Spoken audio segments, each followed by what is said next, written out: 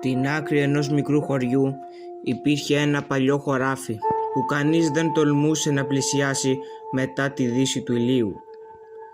Δεν είχε φράχτες ούτε πινακίδες, κι όμως όλοι ήξεραν πως κάτι δεν πήγαινε καλά εκεί.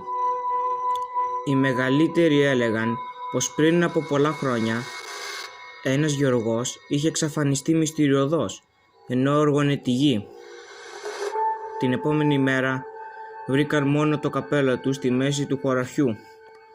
Ούτε ίχνη, ούτε φωνές, ούτε εξήγηση.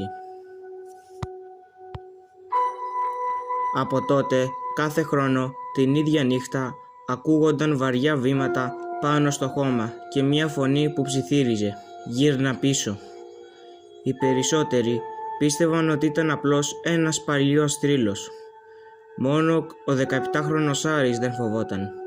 Ένα βράδυ πήρε έναν φακό και αποφάσισε να αποδείξει ότι όλα ήταν ανοησίες. Μόλις πέρασε το μονοπάτι, ο αέρας πάγωσε. Τα τριζόνια σταμάτησαν να τραγουδούν και επικράτησε μία απόκοσμη σιωπή. Το φως του φακού άρχισε να τρεμοπαίζει. Τότε είδε κάτι παράξενο. Στο κέντρο του χωραφιού στεκόταν μία μαύρη σκιά. Δεν είχε πρόσωπο, μόνο ένα μαύρο ανθρώπινο περίγραμμα που έμοιαζε να απορροφά το φως γύρω του. Τότε όλα σκοτίνιαξαν και ο Άρης φώναξε «Ποιος είναι εκεί?» Καμία απάντηση. Η σκιά έκανε ένα βήμα, έπειτα άλλο ένα. Κάθε φορά που πλησίαζε, ο φακός γινόταν πιο αδύναμος.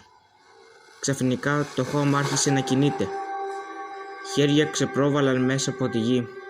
Δεκάδες χλωμά χέρια γεμάτα λάσπη άρχισαν να αρπάζουν τον αέρα σαν να προσπαθούσαν να βγουν στην επιφάνεια. Ο Άρης γύρισε να τρέξει. Το χωράφι είχε γίνει ατελείωτο. Όσο έτρεχε, τόσο περισσότερο βυθίζονταν μέσα σε μια πυκνή ομίχλη. Τότε άκουσε πίσω του ανάσες. Όχι μία, πολλές, αργές, βαριές. Κοίταξε πίσω. Οι σκιές είχαν γίνει δεκάδες. Περπατούσαν όλες προς το μέρος του, χωρίς να κάνουν τον παραμικρό θόρυβο. Γύρισε απότομα. Δεν υπήρχε κανείς. Μόνο ένα παλιό σκουριασμένο δρεπάνι καρφωμένο στο χώμα και δίπλα του το δικό του σακίδιο. Το είχε αφήσει 5 μέτρα πιο πίσω. Πώς βρέθηκε εκεί? Ο φακός έσβησε οριστικά. Μέσα στο απόλυτο σκοτάδι άκουσε μια βραχνή φωνή δίπλα στο αυτί του. «Έμεινες πολύ». Ο Άρης άρχισε να τρέχει στα τυφλά. Έπεσε, σηκώθηκε, ξανάπεσε, μέχρι που ξαφνικά βγήκε στον δρόμο, έξω από το χωράφι. Ήταν ξημέρωμα. Έτρεξε στο σπίτι του χωρίς να κοιτάει πίσω.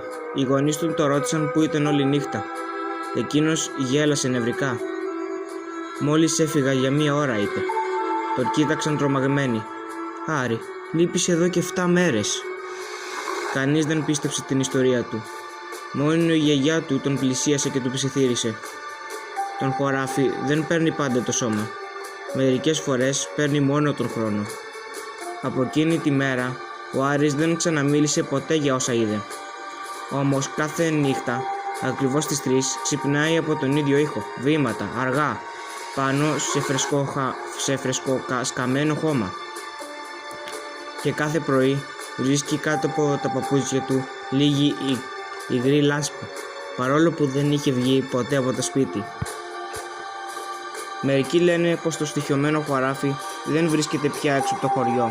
Λένε πως ακολουθεί εκείνους που κατάφεραν να φύγουν και περιμένει υπομονετικά την επόμενη νύχτα.